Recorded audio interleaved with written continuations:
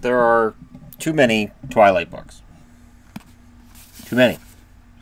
My wife apparently paid $2 for this. That's too much.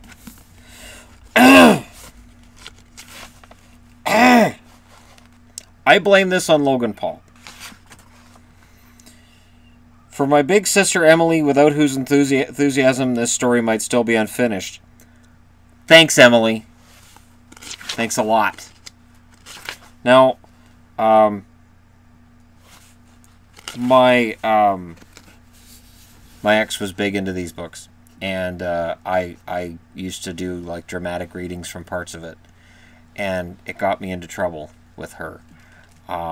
And I also, when my daughter was a teenager and they were really big, I pointed out all kinds of reasons why this is not the perfect love story for young girls. Which is fine, because it was mostly moms that liked it, which I found really weird. Because he's old. And she's 16. Gross. You don't want a guy my age hanging around your daughter at the mall, do you? Even in Alabama wouldn't vote for that. So, if that's the case, you probably don't want a couple 100-year-old vampire hanging around your daughter. I'd never given much thought to how I would die, though I'd had reason enough in the last few months. But even if I had, I would not have imagined it like this. I started without breathing across the long room, into the dark eyes of the hunter, and he looked pleasantly back at me. Surely it was a good way to die, in the place of someone else, someone I loved. Noble, even. That ought to count for something. See, the fact that she makes noble even a sentence, starts with noble and ends with even. Noble, like, oh, it just, this is where I go insane. Believe me, I'm not reading this word for word. I can't. I knew that if I'd never gone to Forks, I wouldn't be facing death now. If you're facing death, don't say they went to Forks. That sounds weird. Just, I get that Forks is a place in Washington State. Not Forks. Make it, I don't know, Bellingham, Birch Bay. It's nice. Sounds nice. Not Forks.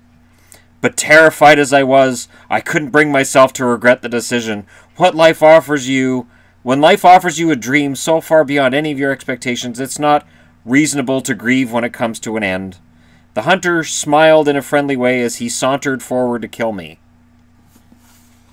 This is so bloody wordy. It's 500 pages. That's the preface. I'm gone. I'm done. Okay, first sight.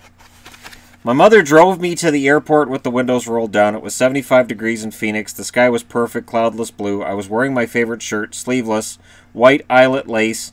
I was wearing it as a farewell gesture. My carry-on item was a parka. In the Olympic Peninsula of northwest Washington State, a small town named Forks exists under a near-constant cover of clouds. Most of Washington's, well, no. It's true. Forks is a town we would always see on the weather, and they talk about how warm it was. And I was like, I want to go to Forks, especially in the winter because it's just cloudy, so it doesn't get really cold. It was only a few. It was in this town I've been compelled to spend a month every year until I was 14. That was compelled. That was the year I finally put my foot down. These past 3 summers, my dad, Charlie, vacationed with me in California for 2 weeks instead. It was to Forks that I now exiled myself, an action that I took with great horror. I detested Forks. I loved Phoenix. I loved the sun and the blistering heat. I loved the vigorous, sprawling city. Bella, my mom said to me the last of 1,000 times before I got on the plane, you don't have to do this. It's just so unnecessarily wordy. I read this and I go, man. And the funny thing is, I've got books on Amazon under my name, and while they're not edited, they're not wordy like this either. It wouldn't be 500 pages. I think my books in paperback like this run about 300 pages. If I got it in this size of book or a little smaller, it'd be about 300 pages. I do believe that whole brevity is a soul of wit idea. My mom looks like me, except with short hair and laugh lines. I felt a spasm of panic as I stared at her wide, childlike eyes. How could I leave my loving, erratic, harebrained mother to fend for myself? Of course, she had Phil now, so the bills would probably get paid. There would be food in the refrigerator, gas in her car, and someone to call when she got lost, but still, ... I want to go, I lied. I'd always been a bad liar, but I've been saying this lie so frequently lately, it sounded almost convincing now. Tell Charlie I said hi. I will. I'll see you soon. You can come home whenever you want, she insisted. I'll come back as soon as you need me. But I could see the sacrifice in her eyes behind the promise. You could see the sacrifice in her eyes behind the promise? See why this is drivel? Do you understand why this is drivel? I will continue. Don't worry about me, I urged. It'll be great. I love you, Mom. She hugged me tightly for a minute, and then I got on the plane and she was gone. So how would I rate this? Along the lines of I would talk about the town of Forks. I would skip the entire preamble of leaving Mom. I would have her on a plane, a boat, a train, whatever, going, well, I guess not a boat when you're on land. Well, maybe. That could be a fantastic, the boat that traveled on land. Better than Twilight. You could have a story where she's recalling that, rather than word for word, here's what happened when my mom dropped me off. Because you don't really care. This is a book about vampires. Get to the vampires. One thing I always liked about Dean Koontz, and I know that's going to make people twitch, but in the first 5 pages of the book, there's some action and you know what's going on. Sometimes people die on the first page, and you're like, whoa. He'll tell this whole backstory for this character. It's this great, wonderful character, and then they're dead. And you're like, oh, and you're hooked. I know people think he's crap, but still. It was sure to be awkward with Charlie. Neither of us knew what anyone would call verbose, and I don't know what there was to say regardless. I knew he was more than a little confused by my decision, like my mother before me. I hadn't made a secret of my distaste for forks.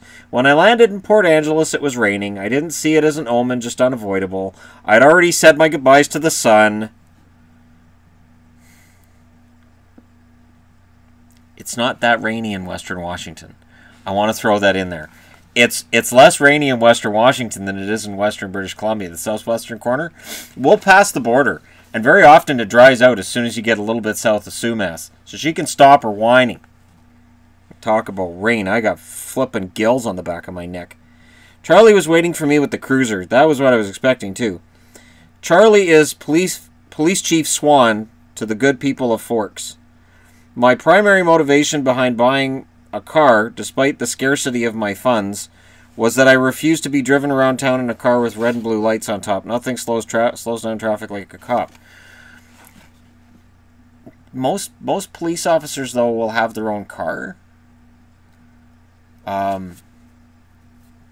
Weird. Charlie gave me an awkward one-armed hug when I stumbled my way off the plane. It's good to see you, Bella, he said, smiling as he automatically caught and steadied me. You haven't changed much. How's Renee? Mom's fine. It's good to see you too, Dad. I wasn't allowed to call him Charlie to his face. Well, of course not. He's your father. Bloody hell. I had only a few bags. Most of my Arizona clothes were too permeable for Washington. Just say cold. I say permeable. Like you walk around wearing flippin' Swiss cheese as you... I have a Swiss cheese shirt today because we're in Phoenix. Oh, that's great. I got a colander on my head. Oh, that's great. I like your colander. Oh... Sorry, that's much more interesting than what's going on here.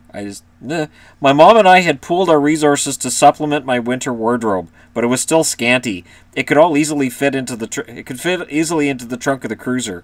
Found a good car for you, really cheap, he announced when we were strapped in. What kind of car?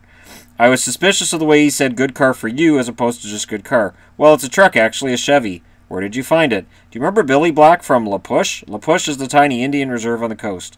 No, he used to go fishing with us during the summer, Charlie prompted. That would explain why I didn't remember him. I do a good job of blocking painful, unnecessary things from my memory. Isn't she whiny? This is the heroine. You're going to spend books and books and books with this person. And she hates the rain. And I don't have enough, clothes that aren't permeable. And, my dad's Charlie, and he's a cop, but, I don't really like him, and I can't call him Charlie to his face. Oh my god. Ugh. What year is it? I could see from change, blah, blah, blah, blah, blah. It's in 1984. It was Too Green, an alien planet. See, It was too green, an alien planet. Would be amazing start for a book. It was too green. Alien planet. There I stood. On the shores of a new world. No. It's beautiful, of course. I couldn't deny that. Everything was green. The trees, their trunks covered with moss, their branches hanging with a canopy of it. The ground covered with ferns. Even the air filtered down greenly through the leaves. Eventually we made it to Charlie's. He still lived in a small 2-bedroom house. I never thought that when I wrote the book Run, which was set in my hometown of Chilliwack, I never thought of writing all about trees and foliage and whining about the weather. There might be comments in there about rain. Could be. But I don't have it raining in the book because it doesn't have to be raining in the book. It might be. It might not be. It doesn't matter. Because the rain doesn't matter. This is a book about vampires. The whole time she's like, I don't like the rain. There was only one small bathroom at the top of the stairs. I'm skipping. Totally skipping. Which what I have to share with Charlie. I was trying not to dwell too much on that fact. Yeah, sharing the bathroom with your dad is a pain in the ass to everybody. I'm sure it's a pain in the ass to my kids. But, you know, it's a bathroom. We don't have to go through every single bloody detail. So I'm just gonna go ahead and skip the entire scene of nothing. And we're going to go to the next scene, which is separated by, she does the double spacing to go to a next scene. I didn't sleep well that night, even after I was done crying. The constant whooshing of the rain and the wind across the roof wouldn't fade into the background. You know what? This is a good place to start the book, and we're on page 11. I pulled the faded old quilt over my head and later added the pillow too, but I couldn't fall asleep until after midnight when the rain finally settled into a quieter drizzle.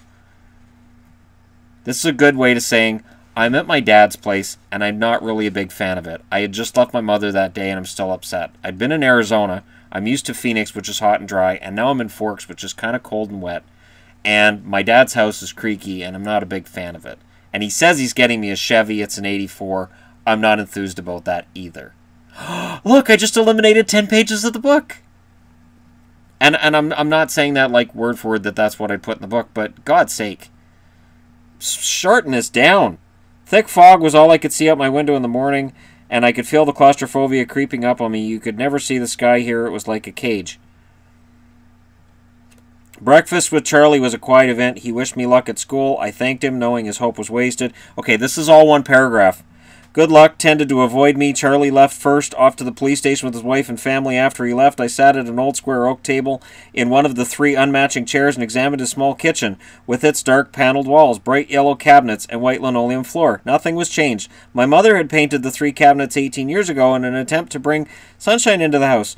Over the small fireplace in the adjoining handkerchief-sized family room was a row of pictures. First, a wedding picture of Charlie and my mom in Las Vegas. Then one of the 3 of us in the hospital after I was born, taken by a helpful nurse, followed by the procession of my school pictures up till last year's. They were embarrassing to look at. I would have to see what I could do to get Charlie to put them somewhere else, at least while I was living there. That's one paragraph. One paragraph. The next paragraph? It was impossible being in this house not to realize that Charlie had never got over my mom. It made me uncomfortable. Why is that a new paragraph? Everything else was all in one paragraph. Why not just stick those 2 sentences in there? Next paragraph. I didn't want to be too early to school, but I couldn't stay in the house anymore. I donned my jacket, which had the feel of a biohazard suit, and headed out into the rain. The hell kind of jacket is she wearing that feels like a biohazard suit? Serious question. I've worn many a rain jacket. Never thought I feel like I'm in a biohazard suit. You know why? Wasn't covering my face. If you got a biohazard suit and you got nothing here, you're dead. It's over. You're dead. It's over. This book makes me angry. I can't believe I offered to do this. It was just drizzling still, not enough to soak through immediately. If it's just drizzling, don't wear the bloody rain jacket. Oh my God. You're not going to soak through. You're not going to bloody melt. Can you tell I said that to kids? Can you tell? As I reached for the house key that was always hidden under the eaves by the door and locked up, the sloshing of my new waterproof boots was unnerving. Why? I missed the normal crunch of gravel as I walked? You serious? Now, when it gets really hot outside and it's dry, I don't walk around going, I can't feel the slosh of mud puddles. Take me home. No, it's too dry out here. And I know she's from Phoenix, but we're really overdoing the she can't handle the rain bit. She shouldn't be this angry yet. since she just got there. You get there and you're kind of like, oh, whatever. And then you just deal with it. God's sake, what a whiny little... Inside the truck, it was nice and dry. Either Billy or Charlie had obviously cleaned it up, so she got the truck. Inside, it was brightly lit and warmer than I hoped. The office was small, a little waiting area with padded folding chairs. We're in the school now. Plants grew everywhere in large plastic pots, as if there wasn't enough greenery outside. So, plants were everywhere. Really? My school, we had two. We had a plastic plant, which my friends and I decided would be funny to pull a couple of leaves off of to make it look like it was losing its leaves. That got out of control really, really quickly. It's far more entertaining than this crap. The room was cut in half by a long counter cluttered with wire baskets full of papers and brightly colored flyers taped to the front. Red-haired woman, look up. Can I help you? I'm Isabella Swan. That's the worst name ever. Isabella Swan. For me, I'd give her a normal name like Becky Sharp or Becky Smart or Rebecca Gold, something like that. Something that you can think is a normal name. I'm going to make it less pornish, but you know, I'm just saying like Isabella Swan, and she's whiny and she hates everything. I hate everything. I hate everything. I'm just summarizing. I hate everything. Okay, the classroom was small. The people in front of me stopped just inside the door to hang up their coats on a long row of hooks. I copied them. No, you put your coat on the hook. Where do I put my coat? A hook! We don't have those in Arizona. I must leave Forks now. There were two girls, one a porcelain-colored blonde, the other also pale with light brown hair. At least my skin wouldn't be a standout here. Not everybody in this area is pale. Ugh. I took the slip up to the teacher, a tall, balding man whose desk was his nameplate identifying him as Mr. Mason. Would have been more entertaining if it was Mr. Manson, and he answered to Charlie. Just throwing that out there. He gawked at me when he saw my name and said Helter Skelter. He didn't, but wouldn't that have been fun? Just throw that in there. Not an encouraging response, and of course, I flushed tomato red. Why would you get embarrassed when somebody looks at your name funny? I was in science class. It was grade 9. I unfortunately thought it was grade 11, but it was grade 9. And they say, they're doing the whole roll call, right? First day. Shannon Scanes. Here, put my name up. Teacher looks at me and goes, yeah, right. Shannon Scanes. And everybody laughs and goes, yeah, that's him. I didn't turn red. I got angry. I didn't turn red. So she can handle a teacher going, kind of a weird name, ain't it? Shut up. At least people don't think you're a girl. Oh, wait. Yeah. Don't think she's a guy. No, I don't think she's a girl either. She whines far too much. Women aren't this whiny. And this makes it look like they are. Men are just as whiny. Get a man sick and you know. I try my best not to whine when I'm sick. In fact, I resist any and all help when I'm sick. When the bell rang, a nasal buzzing sound, a gangly boy with skin problems and hair black as an oil slick leaned across the aisle to talk to me. You're Isabella Swan, aren't you? Bella, I corrected. When's your next class? I had to check my bag. Where's your next class? Government with Jefferson in Building 6. I'm headed toward Building 4. I could show you the way. Definitely over helpful. I'm Eric. Definitely over helpful is what she thinks of him. I'm Eric. I smile tentatively. Thanks. We got our jackets and ended up. So that is a lot different from Phoenix, huh? Very. Doesn't rain much there, does it? 3 or 4 times a year. Wow, what must that be like? Sunny, I told him. You don't look very tan. My mother's part albino. That doesn't even... That's supposed to be funny.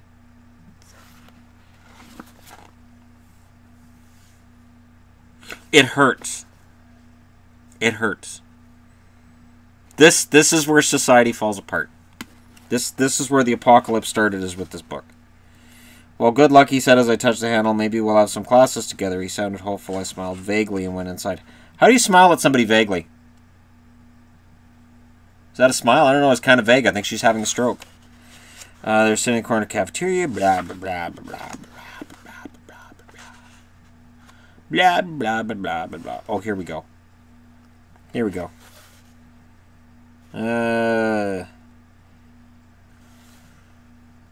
They didn't look anything alike of the three boys. One was big, muscle, serious weightlifter, with dark curly hair. Taller, leaner, muscular, honey blonde, blah, blah, blah. The girls were opposites. The tall one was statuesque. She had a beautiful figure, the kind you saw on the cover of Sports Illustrated swimsuit issue, the kind that made every girl around her take a hit on her self-esteem just by being in the same room. Her hair was golden, gently waving, blah, blah, blah, blah, blah, blah, blah, blah, blah, blah, blah. Paler than me, albino, they all had very dark eyes, blah, blah, blah, blah, blah, blah, blah. This is not why I couldn't look away. I stared, because their faces, so different, so similar, were all devastatingly, inhumanely beautiful. Inhumanly beautiful. Inhumanely sounds better. Yeah, I'll stick with inhumanely. They were faces you never expected to see, except perhaps on an airbrushed page, on the airbrushed pages of a fashion magazine, or perhaps by an old master as the face of an angel. It was hard to decide who was most beautiful, maybe the perfect blonde girl or the bronze-haired bull. They were all looking away from each other, away from other students, away from anything in particular as far as I could tell. So they're doing this. You know what? Those are rats. You're not looking at people, you're looking at rats, you're having a stroke. Because people don't look at me. Don't look at them. Don't look at the wall. Don't look at the ceiling. Don't look at the floor. I can't look. Am I beautiful yet? Yeah, people don't do that. As I watched, the small girl rose with her tray unopened soda, unbitten apple, and walked away with a quick, graceful lope that belonged on the runway. I want a quick, graceful lope myself. You have a quick, graceful lope? I don't. I feel bad. Who are they? I asked the girl from my Spanish class, whose name I'd forgotten, as she looked up to see who I meant, though I already knowing, blah, blah, blah, blah, blah, blah, blah. Looked away quickly, blah, blah, blah. My neighbor giggled in embarrassment, looking, blah, blah, blah. That's Edward and Emmett Cullen, and Rosalie and Jesper Hale. The one who left was Alice Cullen. They all lived together with Dr. Cullen and his wife. I glanced sideways at the beautiful boy who was looking at his tray now, picking a bagel to pieces with long, pale fingers. His mouth was moving very quickly, his perfect lips barely opening. The other three still looked away. Is he still eating the bagel? I can't look at him when he's eating the... Is he eating the bagel? Edward, stop eating the bagel. Stop eating the bagel. Could do a whole movie on them eating bagels. That'd be great. Better than Twilight. They are very nice looking. I struggled with the conspicuous statement. Yes, Jessica agreed with another giggle. They're all together, though. Emmett and Rosalie and Jasper and Alice, I mean. And they live together. Her voice held all the shock and condemnation of the small town, I thought, critically. But if I was being honest, I had to admit that even in Phoenix it would cause gossip. But if they're family... Do you know she lives with her brother? Gross! In the same house?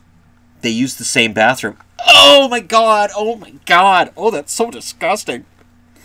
Which ones are the Cullens? They don't look related. Oh, they're not. Dr. Cullen is really young, in his 20s, early 30s. They're all adopted. The Hales are brother and sister, twins and blondes. They're all foster children. So why is it gross that they live together? They're foster children. Children should live together. Now, I agree. Cats are on their own at 6 weeks. Kids aren't on their own till 19. Figure it out. But still, that's really kind of nice for them to take care of all those kids like that. When they're so young and everything. I guess so, Jessica admitted reluctantly. And I got the impression she didn't like the doctor and his wife for some reason. With the glances she was throwing at their adopted children, I presume the reason was jealousy. So, jealous glances.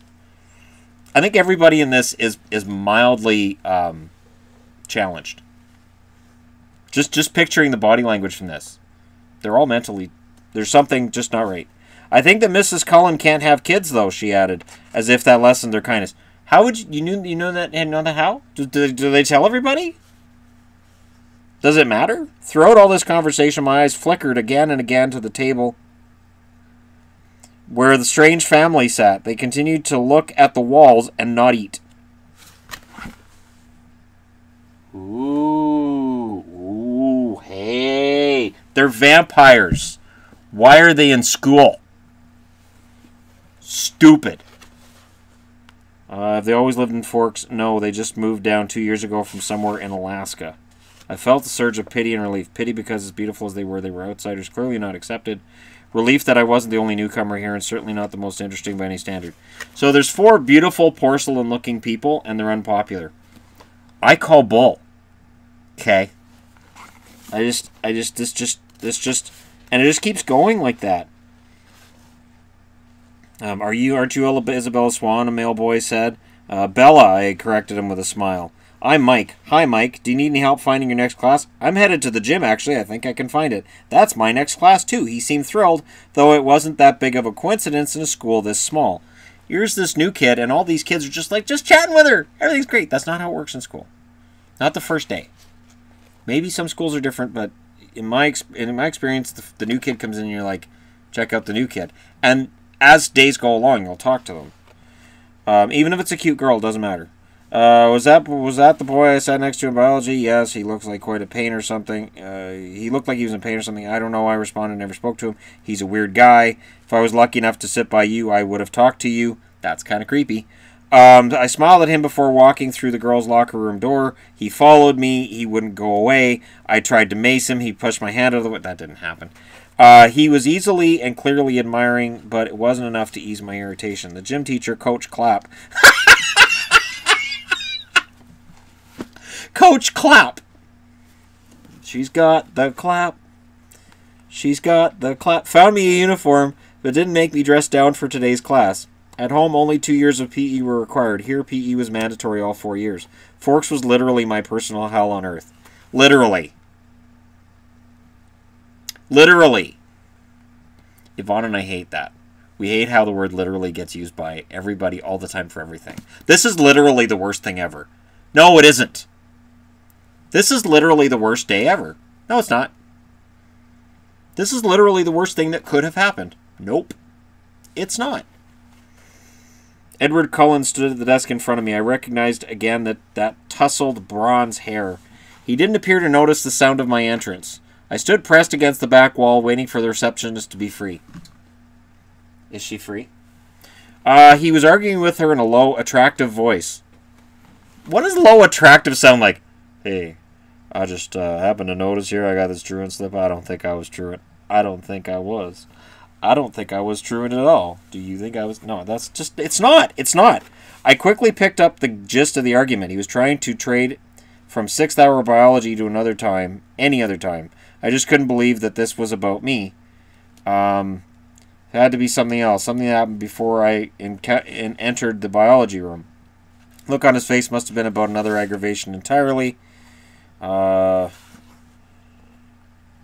door opened again. The cold wind suddenly gusted. Blah, blah, blah. Edward's back stiffened. He turned slowly to glare at me.